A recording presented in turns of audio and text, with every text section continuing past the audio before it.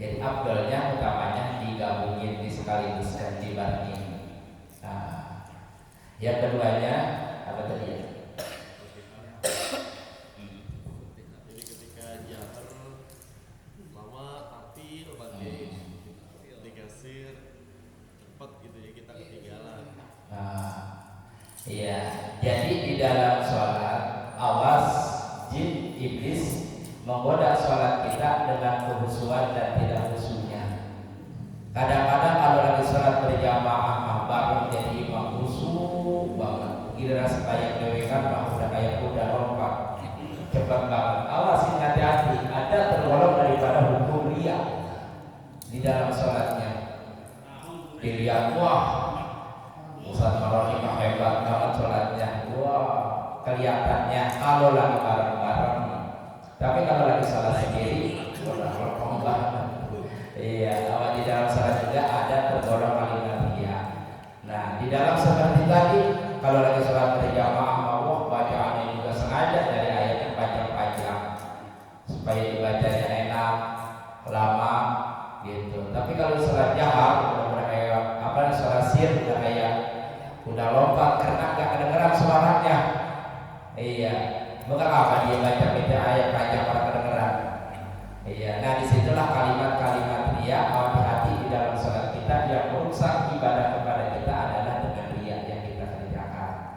Iya, mudah-mudahan jangan tergolong hal yang seperti itu dengan sholat kita. Tadi apa lagi?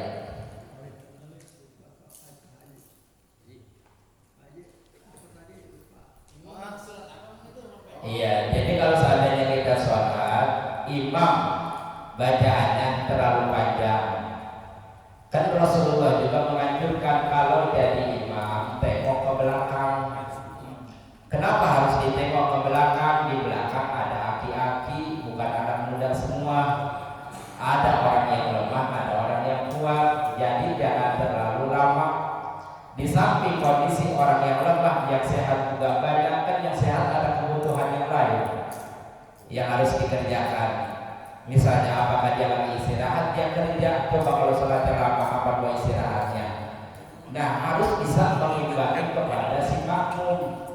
Gitu, bacaannya sedang-sedang aja, jangan terlalu lama. Yang panjang jangan, terlalu pendek juga jangan. Harus sedang. Gitu, jangan mentang-mentang apa satu surat Al-Baqarah dibaca. Yang di belakang kan kesel banget, keburu masuk lagi, ini nggak kerja. Akhirnya sholatnya agak musuh, ngambek sama si imam gara-gara bacaannya lama, bacaannya lama. Nah, disinilah kita jadi imam harus bisa menyesuaikan. Apalagi sholat Jumat, gitu. Jangan kita baca surat-surat yang panjang, kesian. Di belakang itu banyak orang yang kerja, yang usaha, yang membutuhkan waktu istirahat. Jangan terlalu lama. Gitu, di dalam sholatnya, apalagi khutbah setengah jam, sholat setengah jam, dia 1 jam. Iya, sholat Jumat doang.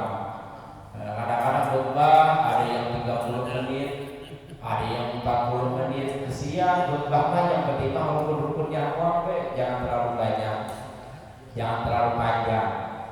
Ini kadang-kadang khutbah kayak ceramah, itu banyak ceramah, khutbah mah beda. Gitu. Kalau ceramah sih wajar dia makan waktu yang lama, tapi ini kok khutbah beda dengan ceramah. Gitu. Itu bukan waktunya ceramah, tapi waktunya khutbah. Di dalam rukunnya harus benar-benar diperhatiin. Gitu. Syarat daripada khutbah, syarat daripada sesuatu khutbah itu apa yang harus kedengeran, yang harus dibaca di dalam khutbah. Kan ada rukunnya di dalam khutbah, ada 5. Gitu. Nah, itulah pentingnya kita wajib memahami, wajib ilmu yang kita miliki ketika kita mendapatkan tugas ataupun kebagian daripada sebagai imam ataupun khatib. Gitu. Jadi jangan banyak-banyak ngaji, bilangin melari banyak-banyak aja. Iya. Kalau di sini masih penting yang ini satu apa di enteng sedepar semua ya di enteng lah. Iya. Kasih kode leher. Capek. Ya padahal mah sebentar uploadnya segitu, lama uploadnya segitu. Yang penting sebentar.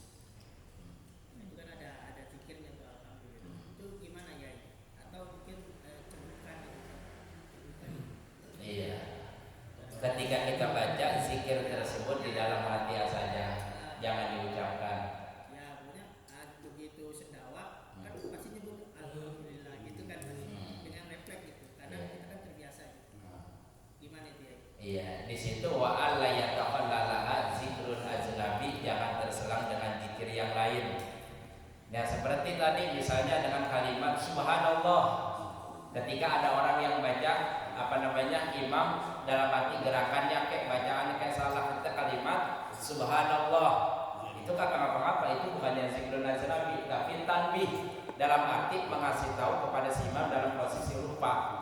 Tapi di situ juga kalau kita hanya tanbih doang, ngasih tahu doang, batal sholat kita. Gitu. Misalnya kita sholat berjamaah, mengapa yang tadinya harus tahiyat, si imam diri lagi, otomatis kan kita subhanallah misalnya, umpamanya kalimat subhanallah, ataupun di dalam kita sedang baca Fatihah misalnya, si imam ada hal-hal yang lupa misalnya, kita baca subhanallah. Nah kalau kita hanya mengingatkan saja, tanbih saja, kasih tahu saja, batal. Kalau enggak dibarengi dengan zikir.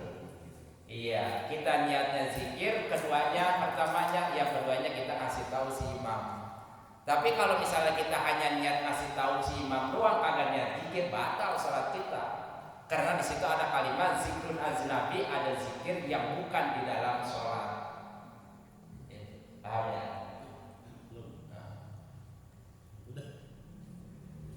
Ya kalau misalnya ada yang seperti itu, misalnya kita ini kan misalnya. Tapi juga itu jangan misalnya kita jadikan sebagai ini, ada dan dalam satu huruf tapi tujuannya di ayah. Wikoya, satu huruf tapi itu mengandung arti. Contoh ya doang, satu huruf tapi ya itu mengandung arti. Kita lagi sholat jadi mual ya, nah itu ya satu huruf. Nah tapi mengandung arti, ada yang manggilin itu menunjukkan jadi dengan kalimat yang, itu batal sholat kita. Iya, jangankan misalnya kalimat, dua kalimat, satu huruf aja ya, yang menjadikan wikoya, menjadikan pakraksa, menjadikan keharti daripada huruf tersebut, maka di situ bisa membatalkan sholat kita. Gitu, paham ya? Jadi intinya kasusnya kayak beda itu. Lagi baca Al-Fatihah. Kan kalau sendawa kan kita dengan sendirinya Refleks, iya. Iya kita terusin aja. kan alhamdulillah itu karena terbiasa. Iya kita terusin aja. Diselat dengan bacaan alhamdulillah. Apakah sah atau tidak? Iya. Itu bagian dari zikir nanti ya. Ya. Itu bagian dari zikir. Bagian dari zikir. Ya kan itu nggak boleh di zikir yang Jadi zikrul azlam itu kalimat yang bukan di dalam masalah luar daripada sholat. Misalnya kita bacaan apa, misalnya apa innalillahi wa inna ilaihi raji'un atau kalimat apa. Tapi kalau misalnya kita dalam keadaan sendawa gitu, tapi jangan disengajakan. Kita baca alhamdulillah, kalau kita ingatnya jangan dibaca. Iya, bacanya di dalam hati karena refleks dengan bacaan kita itu gak apa-apa, terusin aja sholat kita bacaannya. karena ini kan terbiasa ya. Iya. Tapi jangan disengaja ya. Kalau kita ingat, kita jangan kita baca karena kita di dalam sholat. Makanya jangan kekenyangan makan, Pak. Iya. Kalau kita makan jangan kenyang-kenyang makannya, dia jangan bersendawa. lapar ya. Ini tuh. Ada lagi coba.